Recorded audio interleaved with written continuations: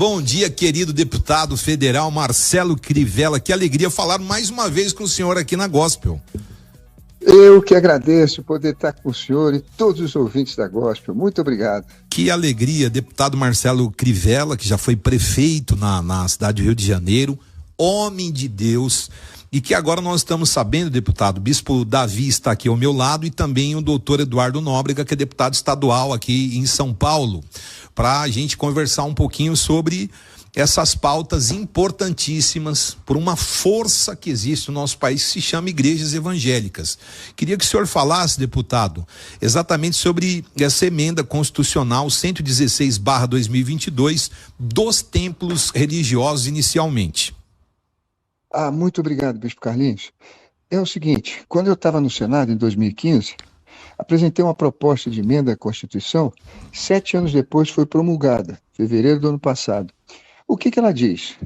Que estão imunes dos impostos que recaem sobre o patrimônio as igrejas evangélicas, católicas, espíritas, todo o Brasil, com relação ao IPTU. Antes, só a igreja própria era imune ao IPTU. Mas nós sabemos que o grande movimento pentecostal do século XX, Sim. E são mais de 100 mil igrejas, né? O Brasil tem mais de 150 mil igrejas, mas mais de 100 mil igrejas desse movimento recente, estima-se, e elas pagavam IPTU. Então, a partir da emenda 116, que foi promulgada em 17 de fevereiro do ano passado, acabou isso. Infelizmente, ano passado, como o IPTU incide no dia 1º de janeiro, ela não trouxe benefício, mas esse ano não. Quando incidiu o IPTU no dia 1º de janeiro de 2023, a emenda constitucional está em vigor desde fevereiro do ano passado.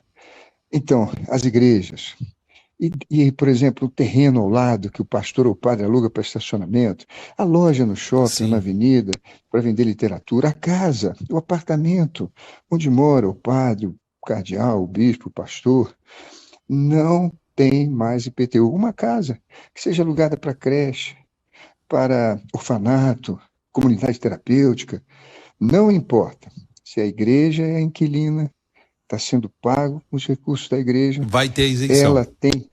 Ela tem imunidade. É diferente de isenção. A isenção é quando a gente deve um imposto e o governo, por alguma razão, nos libera de pagar. No caso da imunidade... E deixar de existir o imposto. Não cabe. Exatamente, bispo Carlinhos. Não cabe, não existe mais esse imposto. É a imunidade constitucional. Agora, se o pastor tiver algum problema na prefeitura para receber o IPTU desse ano, se ele pagou à vista em janeiro com desconto, ou se ele resolveu pagar no carnê, mês a mês, então ele vai à prefeitura, leva uma cópia da emenda constitucional 116, está aí na internet. Se tiver algum problema, vai no Ministério Público, o promotor, a promotora, que são os fiscais da lei, vão oficiar a prefeitura e ele recebe o dinheiro de volta. Que bacana isso, hein, bispo Davi? Muito bacana, muito bacana. E além disso, né, deputado, houve esse avanço importantíssimo através da emenda 116 de 2022, agora tramitando também no Congresso, de autoria do senhor, o projeto, né, a emenda constitucional, o projeto número 5 de 2023, que amplia essa questão da imunidade, não é mesmo, deputado? Exatamente, bispo Davi, muito obrigado por o senhor ter perguntado.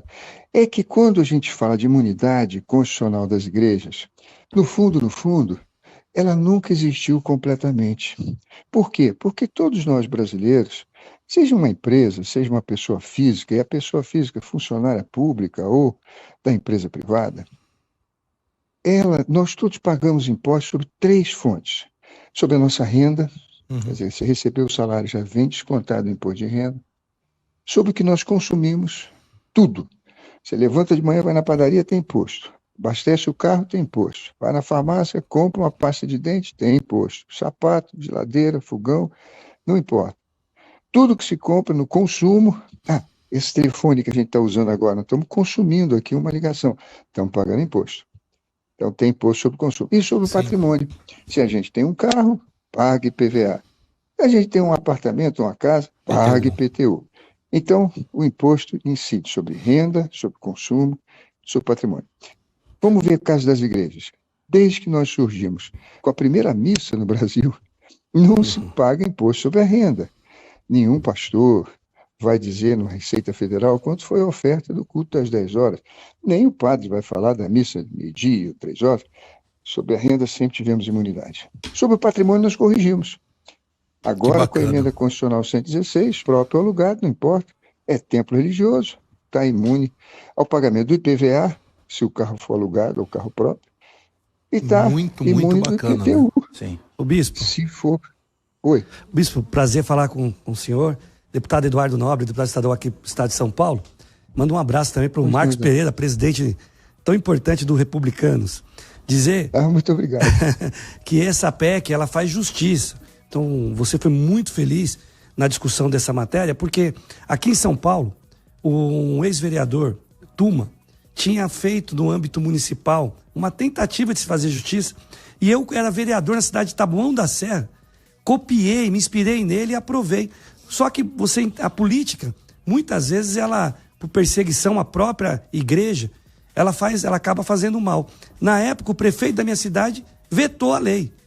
E alegou questões de vício de iniciativa, jurídicas, mas a gente sabe que no fundo não era isso.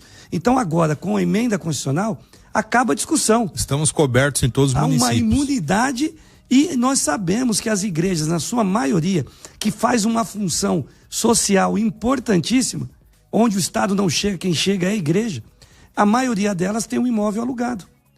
E não tinha condições, inclusive, de fazer o pagamento desse imposto. Então, parabéns. Agradeço como cidadão brasileiro. O senhor sabe, deputado, que esse projeto de emenda constitucional novo, esse agora o número 5 de 2023, ele vem para ampliar, né? Isso que até o deputado estava colocando, o deputado Crivella, ele vem para ampliar não só IPTU, mas outras frentes também ligadas ao consumo das igrejas, né, deputado Crivella? Compra de equipamentos, som, enfim, tudo que é ligado à igreja, a parte de consumo também. Exatamente, Bispo David. Eu quero agradecer ao deputado pela intervenção e muito obrigado aí pelo apoio. Esse agora, a PEC número 5 de 2023, já não fala de patrimônio, já está contemplado, nem de renda está contemplada, mas fala sobre o consumo. Então, quando a igreja for construir, reformar ou restaurar casas de igrejas antigas católicas, areia, cimento, pedra, tijolo, esquadria, tudo que ela comprar está imune do imposto. Isso cai 30%. Na hora que ela for fazer a sua atividade, microfone, caixa de som, púlpito, cadeiras, instrumentos, a iluminação, o ar-condicionado, tudo está imune à medida que a PEC 5 for promulgada. Finalmente, na prestação do serviço, na faculdade, que ela funda, na escola, na creche, no orfanato, no asilo, não importa, é prestação de serviço social ou espiritual, ou pode ser um convento, também fica imune. Aí sim, querido deputado, Bispo Carlinhos, Bispo David, a nossa geração terá feito algo muito importante para os nossos pósteros, nossos vindouros, nossos irmãos que virão pregar o evangelho cada vez mais perseguidos. É não ter mais as garras do governo arrancando dízimos e ofertas do altar, quando nós, pastores, membros, que construímos essas igrejas com dízimos e ofertas, nós já pagamos. Nós pagamos imposto o tempo todo sobre a nossa renda, sobre tudo que consumimos e pagamos também sobre o nosso patrimônio. O que sobra é o dinheiro que nós damos de oferta, de dízimo. Esse não é para o governo pegar novamente impostos. Esse é para prestar serviço espiritual, social às igrejas. E assim nós precisamos deixar escrito na Constituição para sempre no nosso país. Que bom, que bacana. Deputado, Não, pode falar. Deputado, deixa eu lhe perguntar uma coisa. Essa PEC, duas coisas vou lhe perguntar. Primeiro, ela foi assinada por quantos coautores? E em segundo lugar, ela está em que ponto? Está na CCJ? Como é que está o trâmite dela? Meu querido irmão, ela foi, por incrível que pareça. Olha, eu trabalhei no Senado 2 mandatos, depois fui ministro da Pesca e vivi muito tempo aqui em Brasília. Eu nunca tinha visto isso, mas 42 deputados aceitaram ser coautores comigo. Que bacana. Tenho colegas de todos os estados do Brasil, de Roraima ao Rio Grande do Sul, do Acre ao Rio Grande do Norte. E a gente precisa de 1/3 dos deputados e quando começa no Senado, 1/3 dos senadores, para começar a tramitar. No Senado são 27, aqui 171. 336, quase o dobro, assinaram. Onde é que ela está? Ela impressionante, está na comissão de... Foi, eu nunca tinha visto. Olha, nunca tinha visto tantos autores numa PEC e tantos apoiadores. Nem quando é da base do governo. É verdade, um número expressivo, né? 2/3, né? 2/3. E digo ao senhor, ela está agora na Comissão de Constituição e Justiça. O relator é o deputado Silvio Costa, lá de Pernambuco. Ele não é evangélico, ele é católico. Mas ele apresentou um relatório favorável. Na Comissão de Constituição e Justiça, a gente não discute mérito, é admissibilidade, constitucionalidade, juridicidade, técnica legislativa. Ele apresentou o relatório ontem, e aí 2 partidos pediram para retirar de pauta, que foi o PT e o PSOL. Do PSOL, a deputada Sâmia, que é aí de São Paulo. Se tem algum ouvinte nosso que conhece a deputada Sâmia, que é amigo dela, que tem amizade com ela, que conhece a irmã dela, não sei, por favor, puder mandar uma mensagem para ela, fico agradecido. A deputada Sâmia Bonfim, ela é do PSOL de São Paulo. Eles tiraram para retirada de pauta. Não vão conseguir. Por quê? Porque nós vamos pedir votação nominal, a comissão tem 66 membros e 40 assinaram, dando apoio como autores. Mas é importante o senhor estar falando o nome de quem pediu a retirada, né? É bom que o ouvinte, telespectador, saiba. Acho importantíssimo. Pois é, foi ela que pediu. E também o Patrus Ananias. O Patrus Ananias, eu hoje vou atrás dele, porque eu tive na CNBB, e a CNBB é uma das maiores interessadas. Eu vou explicar para o senhor por quê. Porque o que tem de igreja católica desmontando no país, igrejas que foram construídas há 200 anos, na terra da minha família, lá em Simão Pereira, em Minas Gerais, a igreja caiu. Graças a Deus ela caiu de madrugada, porque se tivesse caído na hora da missa, matava todo mundo. Meu Deus. São aqueles prédios antigos, aquelas tesouras de madeira, apodreceram, aquelas telhas de barro feitas na coxa do escravo. Meu Deus do céu, aquilo é um peso tremendo. Então a igreja católica precisa restaurar. Eu fico triste, sabe, porque os nossos antepassados, há 200, 300 anos, eles construíram essas igrejas descalços. Muitos deles faltavam os dentes. Alguns viviam até os 45, 50 anos, morriam em péssimas condições. Não tinha tecnologia de hoje. Eles fizeram com tanto amor. Sim. E está sendo destruído na nossa geração. Por exemplo, aqueles monumentos artísticos do Aleijadinho, lá em Congonhas do Campo, está caindo aos pedaços. Eu não sou católico, eu me converti com 6 anos, mas eu não quero que essa igreja católica caia, sobretudo na cabeça das pessoas, exatamente, meus irmãos. Então, a igreja católica CNBB dá apoio. O Patrus Ananias, ontem, ele foi à CNBB, que tem a missa da quarta-feira para os parlamentares, eu tenho amigos que foram, ele foi, tomou o sacramento, fez a Santa Missa, e depois... Pediu para retirar. Estava lá pedindo para retirar de pauta. É inacreditável.